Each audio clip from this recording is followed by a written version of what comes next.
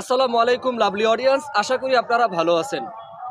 দীর্ঘ ৬,৩১৪ দিন পর তারেক রহমান সাহেব, একমাত্র জিয়াউর রহমানের একমাত্র ছেলে তারেক রহমান সাহেব, তিনি বাংলাদেশে পদার্পণ করেছেন এবং তিনি ১৭ বছর পরে তিনি বাংলাদেশের মাটিতে পা রাখছেন।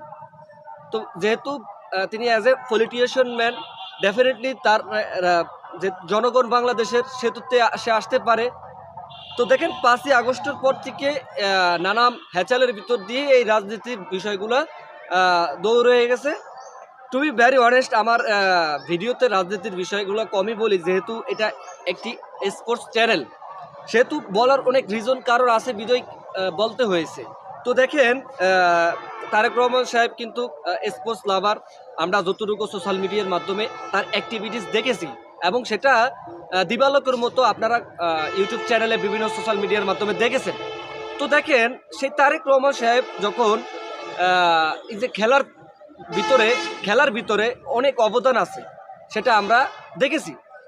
যেমন হামজা চৌধুরী, ফুটবলের ভিতরে যদি আমরা বলি, হামজা চৌধুরী, জায়ান আহমেদ বা মিছেল, সমিত সোম, এই যে যত বড় বড় তারকারা কাদের কারণে আসছে, এদের কারণেই। কারণ তাদের ভিতরে একটা এককতা আছে। তো ভাই, এটা কোনো প্রশংসামূলক কথা না।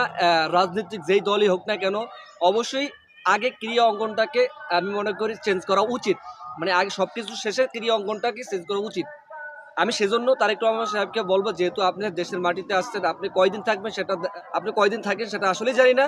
আমি মনে করি আপনি যদি ক্রিয়া অঙ্গনে যেই অবকাঠামো চেঞ্জ করা দরকার, যেই জায়গায় লেকিনস আছে, ওইগুলো যদি সলভ করতে পারেন আপনি নিজে থাইকা, যেহেতু আপনি তো অ্যাজ এ লিডার, সেহেতু আপনি তো অবশ্যই এগুলা আপনার দল নির্বাচিত হলে আপনি এগুলা ফোকাস রাখবেন সাহেব। যেহেতু আসছেন আজকে পুরোপুরিভাবে সেটা দেখলাম। আগামীকালকে থেকে বিপিএল শুরু হবেন, সেই জায়গায় যদি তারা উপস্থিত থাকে তাহলে আশা করি আরটু ভালো হবে।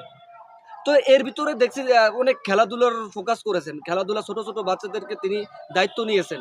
সত্যি কথা বলতে অ্যাজ এ ক্রিয়ার প্রেমিক হিসেবে এগুলা দায়িত্ব নেবে, এটাই স্বাভাবিক।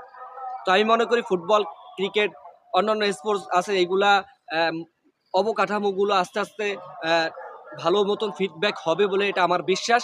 আর তারেক রহমান সাহেব যেহেতু আসছেন, অবশ্যই অনেকদিন পরে আসছেন দেশের মানুষ হিসেবে, এটাই স্বাভাবিক। আর এটা যারা রাজনৈতিক দল আছেন বা তারেক রহমানকে ভালোবাসেন যারা, অবশ্যই তাদের মনের ভিতরে এখন এই মুহূর্তে খুবই উন্মাদনা।